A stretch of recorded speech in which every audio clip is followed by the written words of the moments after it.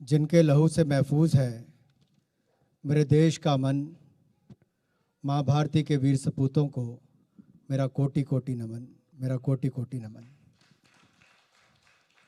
मेरा भारत यूं ही महान नहीं होता, वीरों का पराक्रम और वीरांगनाओं का त्याग इसे महान बनाता है।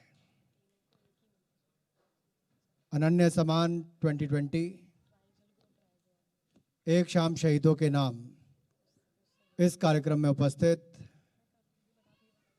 सभी शहीद परिवारों के सदस्यगण, लोकसभा में मेरे सहयोगी, हमारे यहाँ के लोकप्रिय सांसद, पूर्व में केंद्रीय मंत्री रहे आदरणीय बड़े भाई डॉक्टर महेश शर्मा जी, दिल्ली भाजपा के पूर्व में अध्यक्ष रहे और दिल्ली से हमारे लोकप्रिय सांसद आदरणीय मनोज तिवारी जी, मशहूर कलाकार और संसद में मेरे सहयोगी आदरणीय भाई भगवंत मान जी, मेरे प्रिय मित्र और भाई और नोएडा के लोकप्रिय विधायक, भाजपा के उत्तर प्रदेश के उपाध्यक्ष, जुझारू युवा नेता आदरणीय भाई Pankaj Singh ji, commissioner of police आदरणीय आलोक सिंह जी, जिनके हुनर को आपने अभी सुना भी है, ऐसे लोकप्रिय गायक अंकित तिवारी जी, अभिनेत्री सोनिया मान जी, और जिन्होंने शहीदों के परिवारों को तय उम्र पेंशन देने की बात कही, ऐसे एसपीएस ओबराय जी, मेरे मित्र और जी न्यूज़ के एडिटर भाई दिलीप तिवारी जी, उपस्थित सभी भाई और बहनों, मैं सबसे पहले तो आभार प्रकट करता हूं जी मीडिया का, जिन्होंने एक ऐसा कार्यक्रम किया जहां एक ही मंच पर शहादत देने वाले हमारे और वीर जवानों के परिवारों को और हम सबको इकट्ठे होने का अवसर दिया है। मैं देवभूमि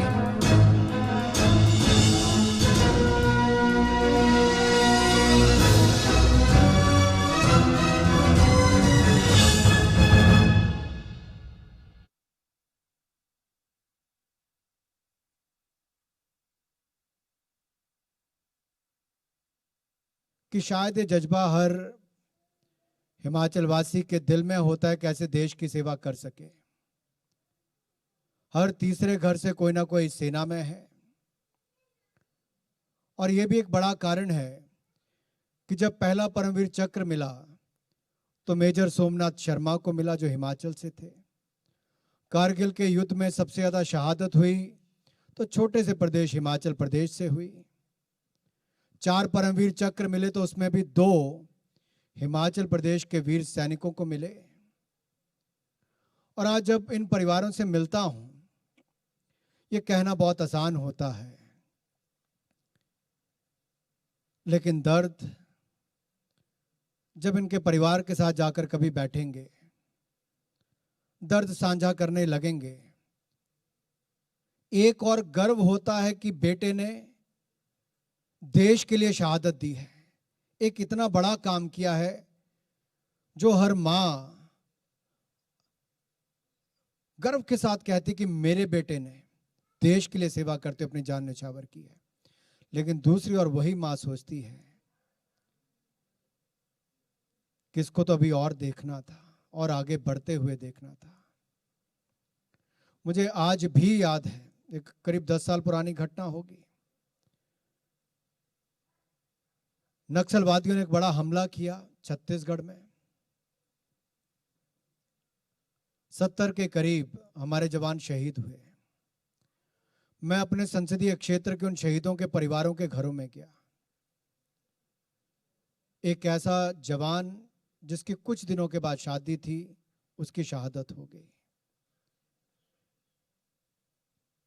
एक शहीद की पत्नी जो 7 महीने की गर्भवती थी। तीसरा ऐसा नौजवान शहीद हुआ जिसके 2 छोटे छोटे बच्चे थे।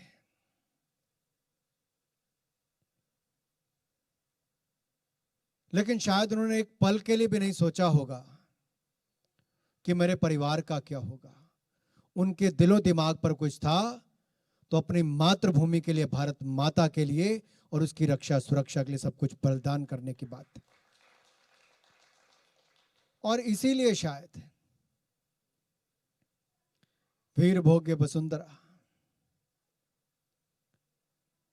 ये बार बार हमारी बातों में आता है। लेकिन मुझे दुख कई बार उस समय भी होता है कि जब विस्तारवादी सोच के साथ देश की सीमा पर एक पड़ोसी देश अपनी आंखें दिखा रहा था, उस समय शायद कोई ही टीवी चैनल ऐसा होगा जिसने राजनीति करने का प्रयास किया हो। लेकिन कुछ लोग उस समय भी राजनीति करने से बाज नहीं आए। देश की सेना और देश के साथ खड़े होने की बजाय प्रश्न चिन्ह खड़े करने शुरू कर दिए। मैं सोचता हूं इन परिवारों के ऊपर क्या बीतती होगी जिनके ऊपर पुलवामा हमले के समय या लद्दाख की वैली में जब शहादत दी, तब उसके ऊपर जब प्रश्न चिन्ह खड़े करने शुरू कर देते हैं तो क्या कसूर है इन परिवारों का, इनके बच्चों का जिन्होंने देश के लिए अपनी शहादत दी है। भगवान जी मुझे कह रहे थे एक परिवार तो उनके अपने ही गांव का है। अंकुश ठाकुर जो शहीद हुए, उनके पिता अनिल जी हमारे साथ जुड़े थे इस कार्यक्रम में। मैंने पहले भी कहा अपने उद्बोधन में, वर्षों तक उनकी माता ने मांग मांगी, तब जाकर एक बेटा पैदा हुआ। घर पे औलाद नहीं थी। तो इसी तरह से जैसे गुरतेज जी के भाई की शादी थी उसी दिन, तो आप कल्पना कीजिए कि किस उम्मीदों के साथ जीवन को आगे बढ़ाने की सोचते होंगे और किस तरह का झटका लगता होगा। लेकिन इस सम्मान में, अनन्य सम्मान में जो जी टीवी ने आयोजित किया है, भाई दिलीप जी आपने और आपकी सारी टीम ने किया है, कहीं ना कहीं हमें इन परिवारों से मिलकर इनका दुख बांटने का आपने अवसर दिया, उसके लिए मैं आपका बहुत बहुत आभारी रहूंगा। एक बात मैं आप सबसे निवेदन करना चाहूंगा, एक और माननीय प्रधानमंत्री जी ने देश की सेना और सुरक्षा बलों को मजबूत करने के लिए जो वर्षों से लंबित मांग थी, बुलेट प्रूफ जैकेट्स, वो देने का काम किया, मात्र पहले 4 वर्षों में पूरा कर दिया। लेटेस्ट हेलीकॉप्टर से फाइटर जेट्स की बात हो, वो देने का काम किया। और शायद कहीं ना कहीं लेह लद्दाख की वैली में जो बॉर्डर तक इंफ्रास्ट्रक्चर बनाने का काम किया, उसी के कारण भी ये विस्तारवादियों को ये कदम उठाने पड़े। लेकिन विस्तारवाद का समर्थन करने वाले कोई नहीं है। विकासवाद का युग आ चुका है। विस्तारवाद के कारण मानवता का अहित हुआ, मानवता का नुकसान हुआ है। और भारत ने कभी भी उस तरह का रुख नहीं अपनाया है। लेकिन किसी पड़ोसी देश ने हमारी ओर रुख किया तो उसको मुंह तोड़ जवाब देने का काम भी भारतीय सेना ने और हमारे सैनिकों ने करने का काम किया है। सैनिकों ने तो किया, क्या हमारे देश के नागरिक भी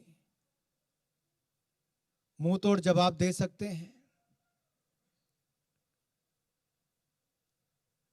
क्या सामान जो हम लेते हैं, वो सामान जो हम खरीदते हैं, उसका पैसा क्या हमारे देश की लोगों की जेब में जाता है, क्या उन देशों के लोगों की जेब में जाता है जो यहां पर विस्तारवाद की नजर से देश पर आक्रमण करने की सोच रखकर चलते हैं?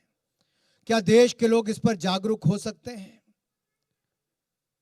मैं एक मंत्री होने के नाते या एक नेता होने के नाते बात नहीं कह रहा, एक सैनिक होने के नाते भी ये बात नहीं कह रहा।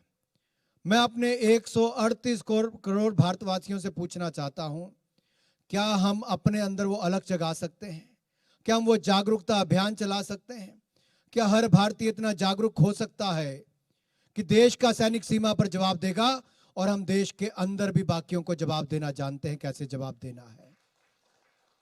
और जब ये करेंगे तो उनकी दोनों तरफ से कमर तोड़ने का काम करेंगे। और मुझे पूर्ण विश्वास है शहीदों को सच्ची श्रद्धांजलि हो, नमन करने की बात हो, वो तभी होगा जब हमारा संकल्प भी पक्का होगा। तो आइए आज संकल्प लें कि एक शाम शहीदों के नाम पर हम इकट्ठे तो हुए, और जी मीडिया के माध्यम से जो करोड़ों लोग देश के कोने कोने में देख रहे हैं, मैं उनसे भी अनुरोध करना चाहता हूं कि आइए एक भारत माँ के सपूत के नाते, भारतवासी होने के नाते हम सब वो कदम उठाएं जो इन शहीदों को सच्ची श्रद्धांजलि दे सके, भारत को और मजबूत करें, आत्मनिर्भर भारत की ओर आगे बढ़ें। क्योंकि अब तो जो हमारे आदरणीय राजनाथ सिंह जी ने और माननीय प्रधानमंत्री मोदी जी ने लिस्ट जारी की है 100 से ज्यादा ऐसी डिफेंस प्रोडक्ट्स की जो अब विदेशों से नहीं लाए जाएंगे, हिंदुस्तान में बनाकर ही अपनी सेना को दिए जाएंगे, और भविष्य में दुनिया भर में भी देने का काम भारत कर सकता है। इसी तरह से अलग अलग क्षेत्रों में आत्मनिर्भर होने की बात कही है। मुझे पूर्ण विश्वास है, ज्यादा समय नहीं लूंगा क्योंकि कार्यक्रम पहले ही समय से ज्यादा बड़ा है। केवल इतना कहूंगा, अगर आत्मनिर्भर भारत को और इस संकल्प को पूरा करने के लिए आप सब एकजुट हो जाएंगे, तो जो गाना आपसे थोड़ी देर पहले दिलीप जी इस मंच से गाया जा रहा था, भारत को सोने की चिड़िया की बात कही जा रही थी, वो दूर नहीं है, वो हो सकता है। हो सकता है वर्षों की गुलामी में बहुत लोगों ने हमें लूटा हो, लेकिन जब आत्मनिर्भर भारत होगा तो उस दिशा में हम आगे बढ़ेंगे। जब 11वें नंबर की अर्थव्यवस्था से 5वें नंबर की अर्थव्यवस्था हम बने हैं, तो निश्चित तौर पर अगले 4-5 वर्षों में दुनिया की पहली 3 अर्थव्यवस्थाओं में भी भारत को लाकर खड़ा करेंगे। और ये संकल्प हम सब इकट्ठे मिलकर लेंगे। आइए इकट्ठे मिलकर आत्मनिर्भर भारत की ओर चलें, और शहीदों के चरणों में प्रणाम करता हुआ, उनके परिवारों के चरणों में प्रणाम करता हुआ, नमन करता हुआ मैं अपनी वाणी को विराम देता हूं। बोले भारत माता की।